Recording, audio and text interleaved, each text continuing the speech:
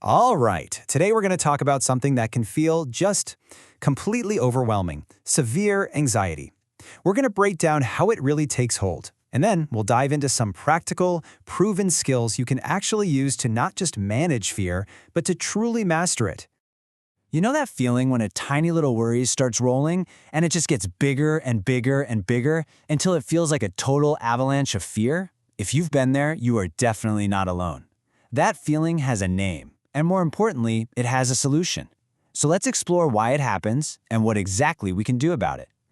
So let's get into it. It all starts with something we can call the anxiety snowball effect. And to really break the cycle, we first need to understand the mechanics of it all. You know, how a simple worry can just spiral so completely out of control.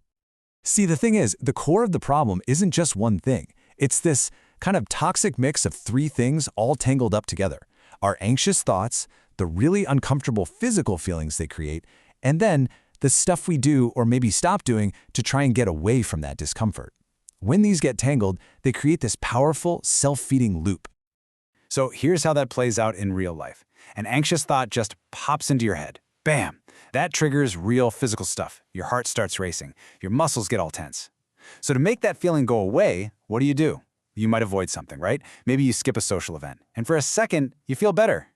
But here's the catch. That little bit of relief accidentally teaches your brain that the situation was dangerous, which reinforces the original fear. So the next time, that snowball is even bigger. Okay, but here's the most important part. The real game changer. You can absolutely break this cycle. And the most powerful place to jump in is right at the beginning, with your thoughts. The key is really learning how to rewire those anxious thought patterns. A lot of the time, anxiety gets its fuel from these things psychologists call cognitive distortions. I know, it's a fancy term, but they're really just unhelpful thinking habits that we all fall into. For example, all or nothing thinking. That's when your brain tells you that if you're not a complete success, you're a total failure, no in between. Or reasoning from emotions. This one is sneaky. It's what tricks you into believing, I feel scared, so this situation must be dangerous. Just starting to recognize these patterns in your own thinking, that is a huge first step. And this brings us to this really powerful idea. You can learn to throw water on the anxiety fire.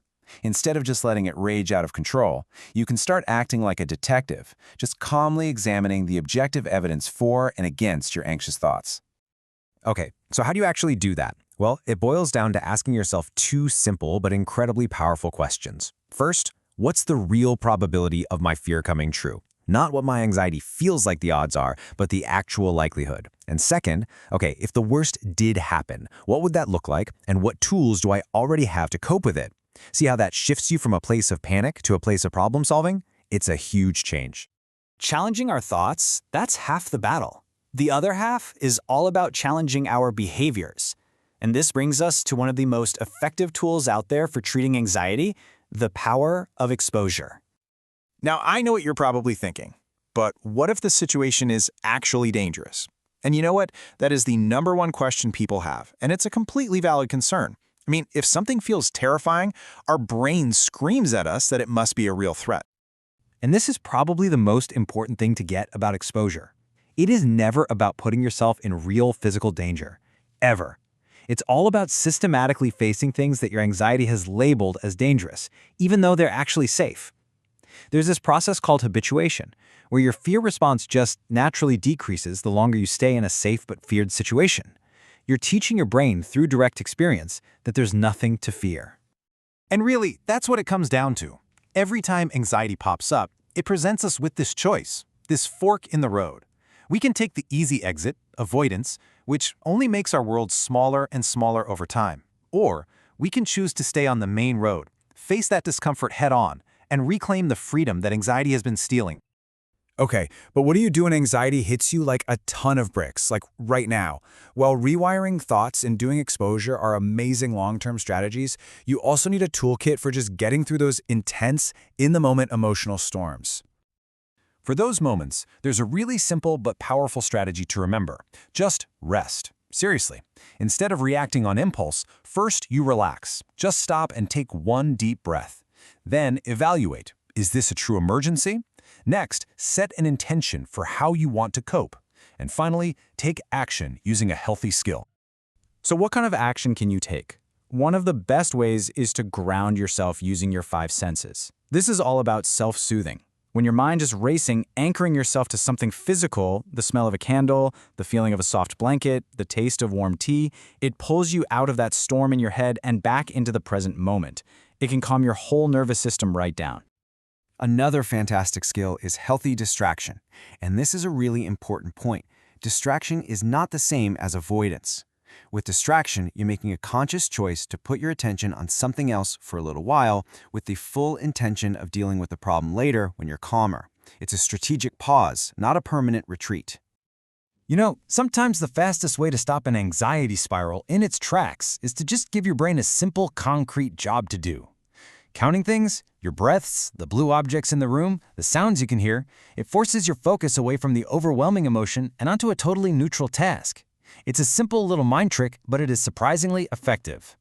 So, we've got skills for our thoughts, our behaviors, and for those crisis moments. But the final piece of this puzzle is about building a life that's just fundamentally more resilient, making those crises happen less often and feel less intense when they do. And this brings us to the absolute foundations of mental wellness. And look, these aren't complicated techniques or anything, but they are so essential. When we take care of our physical health through good food, getting proper sleep, and being mindful of substances, we make our minds way less vulnerable to emotional distress. It's really about building a stronger base from which to handle whatever life throws at you. This quote from Mark Twain just sums it all up so perfectly. The goal was never to create a life without fear. I mean, that's impossible, right? The real goal, the true win, is to build the skills and the courage to master that fear so that it no longer masters you. So, as we wrap this up, I just want to leave you with this one question. Remember, the path to wellness isn't one giant leap. It's a series of small, kind steps you take for yourself every single day. So what will your first step be? Thanks so much for joining me today.